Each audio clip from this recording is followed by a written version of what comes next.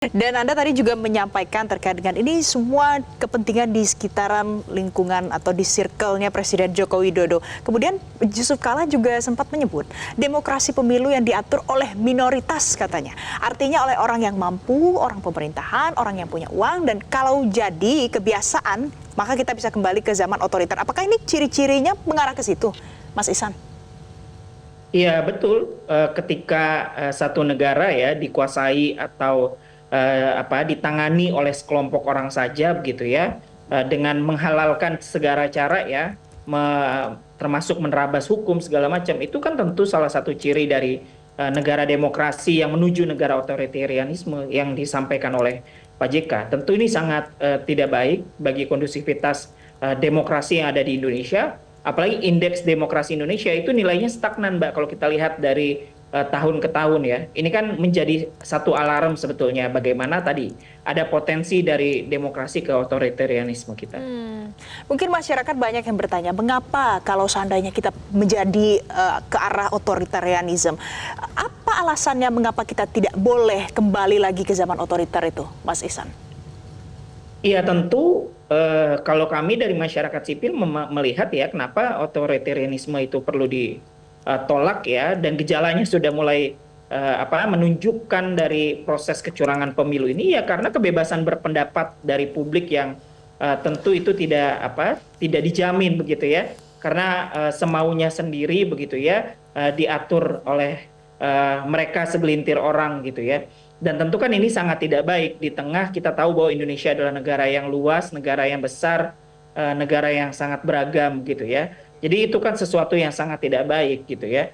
Pembungkaman oleh masyarakat kepada masyarakat sipil begitu ya, penggunaan hukum untuk kepentingan-kepentingan tertentu, tentu itu sangat sesuatu yang tidak baik dan kenapa publik perlu menolak begitu. Mas Ihsan, Yusuf Kala juga sempat mengatakan kalau ini yang terburuk dalam sejarah Indonesia dalam menyelenggarakan tiap pemilu. Mas Ihsan, kalau di pemilu sebelumnya apakah tidak ada pelanggaran yang ditemukan seperti yang terjadi hari ini? Iya, di pemilu sebelumnya tentu ada pelanggaran yang ditemukan.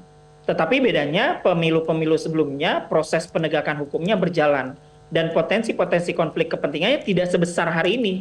Nah, ini yang membedakan kenapa akhirnya proses penegakan hukum pemilu di 2024 tidak berjalan. Karena tadi ada banyak ya potensi-potensi kecurangan tidak ditindaklanjuti karena ada potensi dugaan intervensi gitu ya, dorongan dari penguasa gitu. Jadi ini yang membedakan sebetulnya kenapa akhirnya ya kecurangan pemilu 2024 dengan pemilu-pemilu sebelumnya gitu ya. Kalau pemilu sebelumnya Mbak ada masalah itu diselesaikan melalui mekanisme hukum.